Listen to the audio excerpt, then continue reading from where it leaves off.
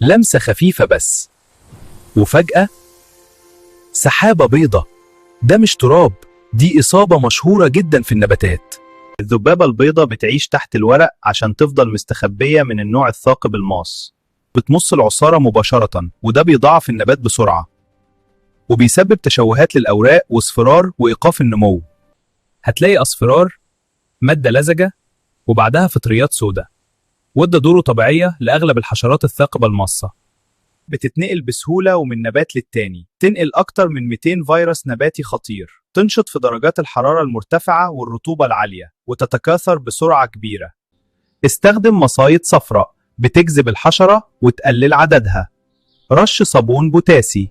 لو الإصابة قوية استخدم مواد فعالة زي أسيتامبريد أو إيميداكلوبريد، مبيدات جاهزية بتوصل للحشرة عن طريق عصارة النبات اللي بتمتصها.